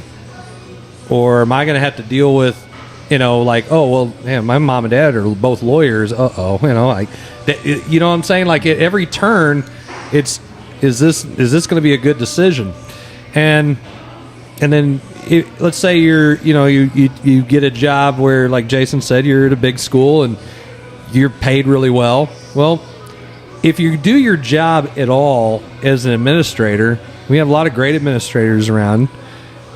If you do your job at all, you're gonna piss somebody off. Mm-hmm. Okay, and you can't just hide and not do anything, and think that you're gonna last, and you won't last your job. But then at the same time, you're gonna have a bullseye on your back, because if you are doing your job, somebody's gonna be pissed at you. Yep. And I feel that way whether you're doing administration. I feel that way if you're teaching in the classroom, and I damn sure feel that way if you're coaching a sport. Because at the end of the day, you can't make everybody happy. And you definitely can't with people who think they know more than you about educating their kids, mm-hmm. which, when I mean that, they're parents. And listen, they're parents. Your kid is your greatest, it's your pride and joy. It's the most important thing in your life. It should be. Most parents, it is. So, yeah, I know you want your kid everything you can get for them and this, that, or whatever. So anytime something bad happens, it's the first thing they want to do is go on the defensive. And a lot of times things are taken out of context, or they misread situations. So you're not going to make everybody happy with the decision you have to make. If I got to punish a kid, a lot of teachers are afraid to contact parents because they're afraid of what's going to happen. You're like, oh my gosh, I don't like calling parents. They get mad at me like it's my fault their kid did this in my class. Like, well, I mean, you still need to be able to do that. Wingler, you and me both, but he said when I was a kid, I got in trouble at school. I went home and prayed the phone didn't ring. Me and a buddy of mine that hadn't seen each other in a while, graduated together, we were talking the other night when I ran into him, and we were talking about that. And I could give a crap less what Mr. Sullinger or Mr. Templeton were going to do, which were my two principals. Yeah. Could care less. I was worried about what David E. Jarvis was going to do to my butt when I walked in the door. I wasn't fearful of that principal. I could care less what he said to me, or that other principal, or that teacher. Yeah. It was when I got home and my dad was going to wear me out. Well, and that's, to me, I mean, that's just how it is. And that was the accountability piece where, you're going to be a kid, you're going to make mistakes, you're going to do some stupid crap. You're gonna be squirrely. That's okay. But then you go home and you got in trouble. Like, I mean, I tried to hide 7 pink slips one time, and I got 7 whippings, or 8 of them. 9 of them for each one. I was 63. So that I hid, and I can't remember the math that my dad came up with. It was really interesting math because it was 7 days. 60 whippings, huh? It was 63. It was his. It was his. Yeah. So he's like, okay, here's what we're gonna do. As Annapolis math. Well, it was not great. The math, the formula was perfect, but I just kind of wondered where he got how many per each. I got a story about that. I knew I got upset my mom, and I knew Dad was going to get home so soon, so I went in my room and I put on 4 layers of clothing underneath my pants. How'd that work out? When he found out, because I laughed at him, he hit me and I laughed. He hit me harder and I started laughing again. I don't know what was going through my crazy little mind. He realized that I had all these pants on, and they somehow got peeled off of me real quick. And then I got a pretty good lashing That didn't feel good. And Jason Jarvis learned not to mess with my dad. Yes. So, how many times now, though, is that kid going home and the next thing you know, the teacher's phone's ringing? Well, so again, it's my advice always to younger teachers when I tell them, like, if you're having trouble with a kid, I say you need to contact parents. Do you need to reach out?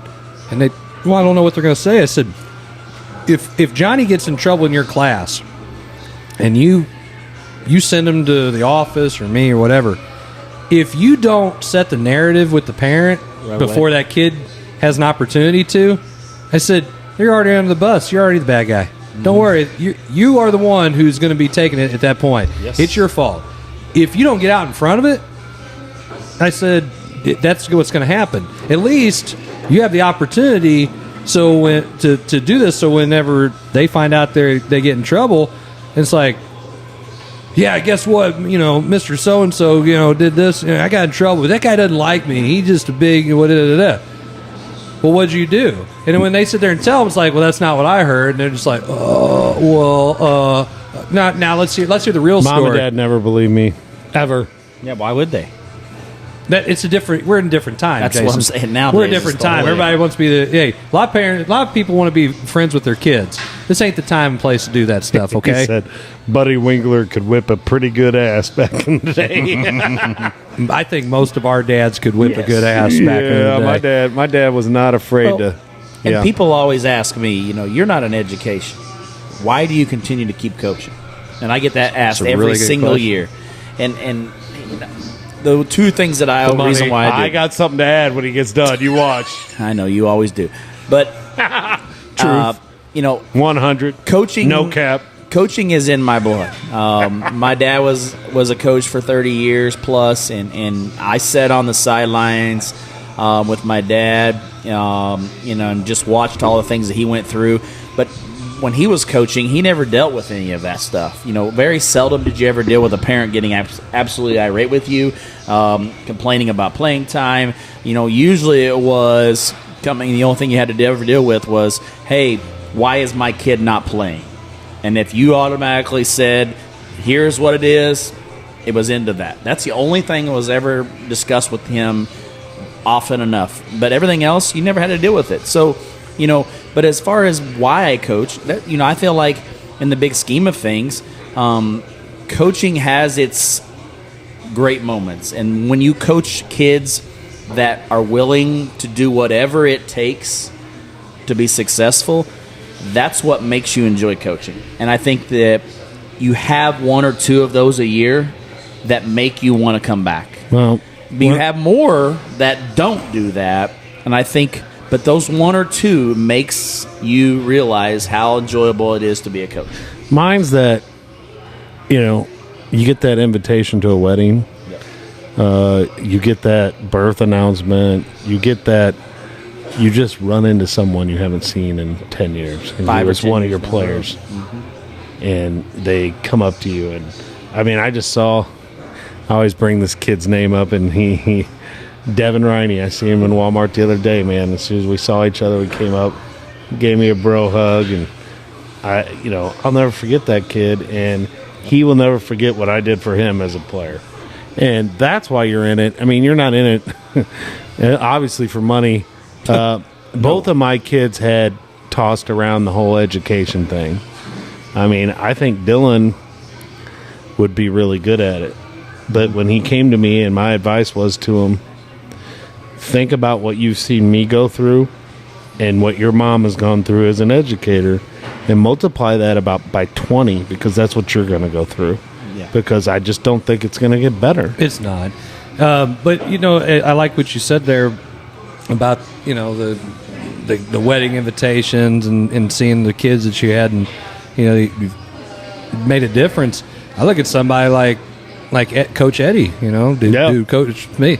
He played for me. And next thing I know, he's coaching with me. And he's somebody that's special to me just because I know that even though we only won 3 games his senior year at Grandview, and it's the only year that he finished playing, he didn't quit, played for me and Coach Davis. He's he's a top notch dude, and I feel like I was part of what his life success is now, and things that he's done, and just the fact that have that relationship with him now. I mean, it's to me it's special. And then there's a lot of guys that, and maybe not to the degree that he is, because he played for me and he coached with me.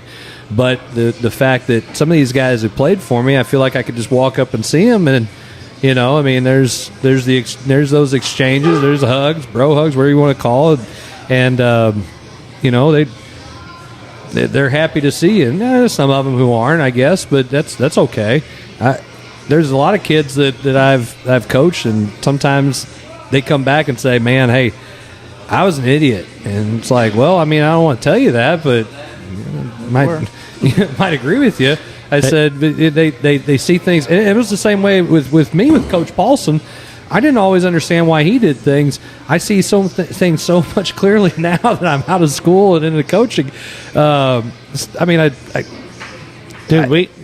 so different. It's those relationships. Heck, I've gotten baby clothes for Weston from former players, dude. Like, I'm talking hand-me-downs from their kids, man. Funny, how messed up is that? But yeah, I mean, so some of my former players I see, quite often, and those are the types of things that you do. And I hate to look at how many I see that are in education that were former kids that I dealt with. Yes. And I'm not saying it's because of me, but I'm just saying it's cool to see all those things. But step back and you look at this and think about this, and I'll elaborate why I'm asking you guys this.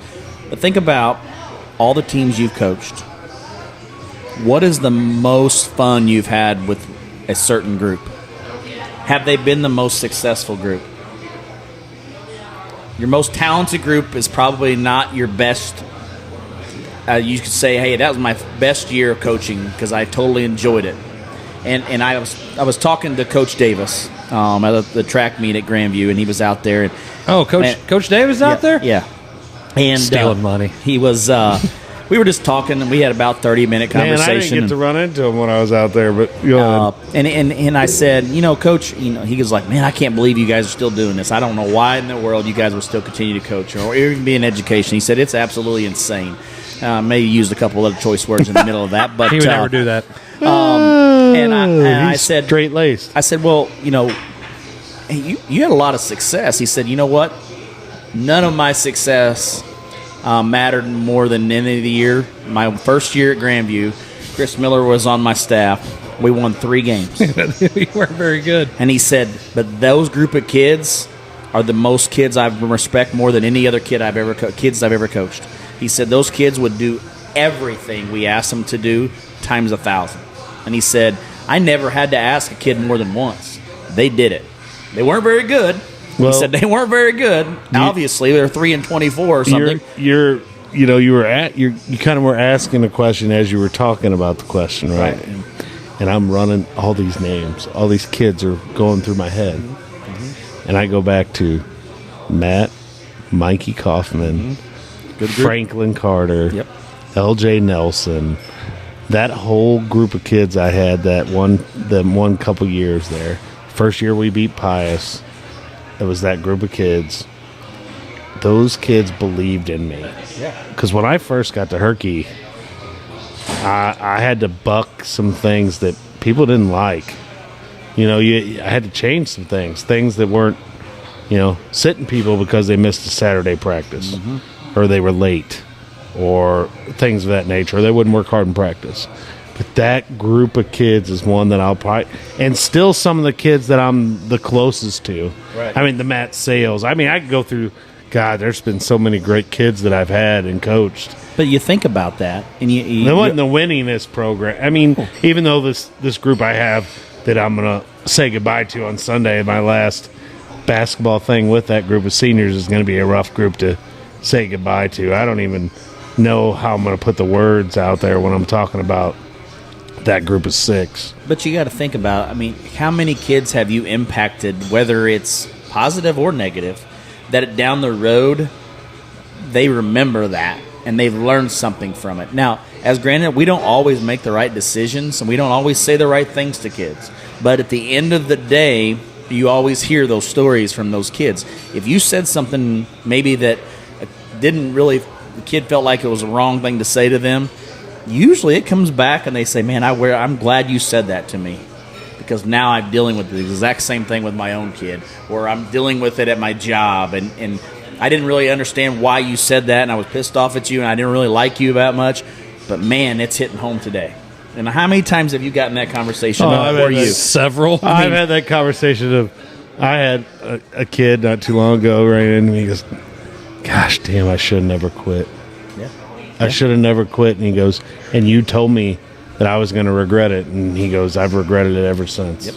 And you're in a tough spot because you're wanting to do the right thing, and you feel like, man, but then that kid's reaction and that kid's response, or that parent's response to what you said to that kid, and now, man, and then you get that phone call 10 years later, and they say, hey, man, I just want to thank you for that, and man, that's what makes you want to continue to keep coaching. Those kind of stories and those invitations, like you said, and even Coach Rhodes just said, I was contacted by a former player that has 12 grandkids, and it brought back some great memories. That's why you coach. Hey, Coach, that just means you're old, bud. 12 grandkids. One of your former players has 12 grandkids. Whoa, holy hello, crap! So I look at it kind of like, Coach Davis definitely hit the nail on the head with my favorite group.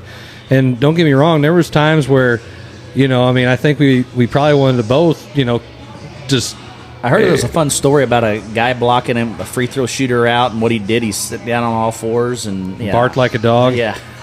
I heard that. He said to me to ask about that. We had, and it's funny too, because you get those kids, even from that group, or you get kids in general, and you're around them, and they're around, a couple other kids who played for you, and before you know it, they start telling stories about things that you did as a coach, and they're bringing up stuff. I don't remember doing some of the stuff that they're telling, like, hey, you remember that time that you got mad and yelled at me for that?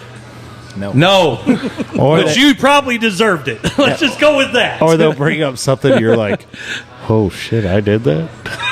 I'm just like, oh, man, why would I do that? But to me, it's kind of fun to sit back with them and hear those things, and the fact that they have stories, and if those things resonate with them, and they haven't forgot them. No. And me, I've forgot them. I've coached more kids. They played for me, and I'm just one person, and who Coach Davis and one other person. But I've had all these kids, and they still remember those things, and I think that's cool. I mean, that's one of the reasons why I hated it. And I call it the winter of discontent when I didn't coach basketball out of Grandview that year. And I'll tell you what, I've had opportunities to just get out of coaching, go into administration, do things like that. And I really don't want to do it. I mean, I still sit there and think like, man, I still got enough. I got enough gas in the tank to do this. I want to do it for those things. There's a big reason why I've never gotten my administration degree, because I don't think I want to do this job without coaching. I don't know. You can still get paid more. I don't want to do this job. I don't want to do a lot of the jobs that an administrator has to do. And trust me, I kind of get that. Well, I mean, I'm just saying, I don't want to. I want to relationships. you do. Most of my relationships are not because of what I taught them in American history class. No. It's what I taught them on the football, basketball, track, whatever I may have coached. Well, that's where I got my relations. I gotta say though, I've definitely had kids come back to me who had me in class, and they're just like, you're the only teacher who like made me maybe want to think about learning. Like I taught history, and it's hard. It's hard sometimes teaching history, especially when nobody cares about it. Especially nowadays. At the same time, they're like, we enjoyed your class, whether you liked it, you believe it or not. I'm like, I don't believe it at all. Right? It's just the way you acted, and they're just like, yeah, I know. But then I think back to that, and, you made sure that we paid attention and listened and weren't being disrespectful. Like we had to last year at Grandview, the kids could wear hats in school, which I think is stupid. But that was what the school decided. Other schools are like that. I think that's bad. Okay, and maybe you guys, I don't know. Can your kids wear hats, Herky? Mm-hmm. Okay, well, I don't like it. I don't care. I really don't. You know why? Because they come in my classroom, they had to take their hats off. Because I want to see your face. I want to be able to look at you. No, I can see their face. I mean, I want you to take your hat off. You don't get to wear your hood. I want to see your face. You know why? Because I want to see what's going. I want to look in your eyes when I'm teaching. I'm going to look at you, and I want to see what if you're engaged with me. If I'm being evaluated on my engagement with you as a teacher, then I want to see what you're engaged with me, right. And I'm going to make sure that you're at least listen. You could sit there and have this blank look on your face. Cool. I want you right here. Because too many times we got kids who won't look at you when you talk. So it's just those little things. And a kid told me, like, Coach, I wear my hat all the time in class for everybody else. I made sure I didn't, I knew you were going to yell at me or take my hat away from me and give it back to me at the end of the hour. But he's like, I'm really glad that you did that. This is a kid who didn't play a damn sport for me. No way. But that's the thing he told me. Like, I appreciate that. Really? Out of all the things. I got this group of kids I had at Crystal, and I taught American history and government, and both were tested at the time. And I always taught the amendments, and this whole group came up with all these like sayings for these amendments. And they used to always 24th Amendment ended poll taxes, right? And I know that if Brent Vaughn was watching this show right now, Tana Vaughn's older brother, he would remember the 24th Amendment because he used to always 24 polls. I don't know why they came up with this, but it was 24 polls all the time with the 24th Amendment because poll taxes and just stupid stuff like that. I mean, there's some fun times in the classroom too. I mean, it's not just coaching, but it just seems that you get to see kids on a whole other level, and you get to get attached to them on a whole different level, and you learn a lot about why they are the way they are sometimes as a coach versus where a teacher, they don't open up to you as much maybe. And they don't spend as much time with you, let's be honest. Yeah. I mean, you're spending 45 minutes in a class. You don't really get to build that relationship with them. You're just speaking most of the time. They're not talking and communicating back with you or having questions most of the time. If you're a good teacher, they're communicating back with you, Blair. Okay. You haven't been in a classroom in a long time. It's been a long time. Yes, it has. But there's new techniques like blended learning and others. Yes, I agree. Blair would be a project learning kind of guy. Oh, yeah. He'd be the lead role in the project. We're going to build this end cap. Why? I don't know. I just. Oh boy! Notice you were talking and he started playing music. I always. It doesn't matter who's in control over there. They play the music when Blair talks. Listen, if you wanted to be different, come over run here the show. Yeah, that's well, I was kind of comparing you to someone else, but I wasn't going to say it out loud. Who? Kevin? Kevin's ran the show and did the same thing. I even ran the show. Riley ran the show, and I turned the music on myself too. There you go. There you go. That's the way it is. Great show tonight, guys. Yeah. I enjoyed that. I enjoyed that. You know what? And we didn't hardly stick to that Zach McVey agenda whatsoever, hardly. Zero. Zip. Nothing. So, maybe a little bit on the beginning. We didn't even talk about the NBA. I know. I think the Lakers lose. I think they lost. Series 1-1 then, huh? If they lost. I don't know for sure. Hey, I'll root for the Lakers. Hey, shut up. I hate LeBron, but I love my Lakers. And it's hard. It's hard. It's hard to like a team when they got a player you just don't like. Yep, they lost by 10. Probably LeBron's fault. Darn. Did Ja play? I have no idea. No. Let me look at highlights. I'm sure it'll tell me. We could look at the box score, but I'm not going to give you any ideas on how to find Dylan stats. Brooks drills a dagger 3 versus Grizzlies take game. Yeah, so I guess Brooks had a good game. Hey, how about the Kings? I love it. How about the Kings? I don't know. I just kind of 2-0 and Draymond acting a fool. What an idiot! Don't do stupid stuff, kids. Don't do stupid stuff. Here we're talking about the NBA. Some people said, "Well, he's just old school. He's an '80s player." Blah blah blah blah blah. Anytime he does something stupid like that, it costs his team. That's right. In the story. Well, especially you get suspended. Yes. Not only did it cost you that game because they went on like a run, 20-5 run after he was out of the game, but Well, they're just not the same team without it. I hate to say it because he's meh. But, yeah. Okay. And now he's suspended for Game 3. You know what would be really awesome?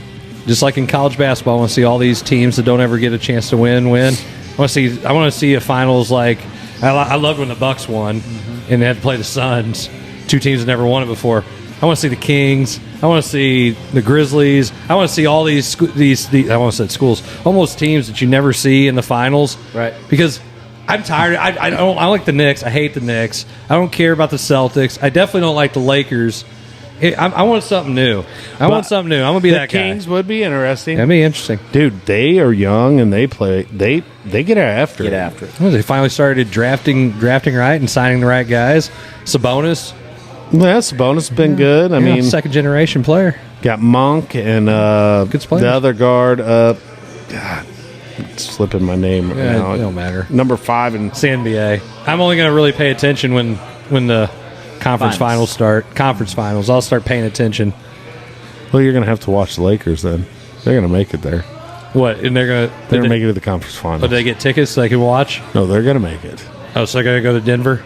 Yes. And watch? They're going to make the conference finals. They'll probably go to Denver. You heard it here. Because at the end of the season, the you got to worry about Lakers will drug be testing. in the conference finals. You got to worry about drug testing. You The just get all the Lakers will edibles you be want. in the conference finals. Oh, my. Attending. They will be in the conference finals. You want to put money on it?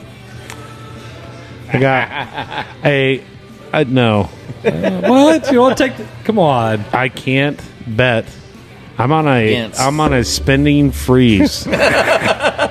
Spending freeze. I love it. We are. The stuff. Jarvis house is on a spending freeze. I get it. All right. Well, this is.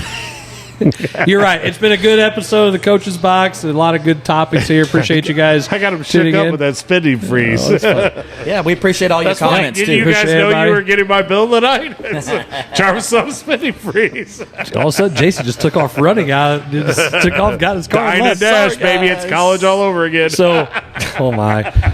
So anyway, appreciate you guys tuning in for another episode. You can catch us all the time on all the outlets. You can go back and watch us on YouTube, Facebook. You can catch us on Streamline Sports. You can catch us audio version, Apple, Spotify, Google Podcasts. And we actually have a couple of other places you're going to be seeing our show on Facebook and YouTube. So you can tune in for that. Awesome. We're all over the place now. We are. We just need some sponsors. And we're just jumping getting started. Just getting started, man. Especially the summer heating up here. Oh, I like what I did there with words. Ah, that was nice. So again, thank you guys for tuning in and Almost like hanging an out with English us. teacher. And we'll see you guys next week for another episode of the Coach's Box. Good night. Spoken like a true principal.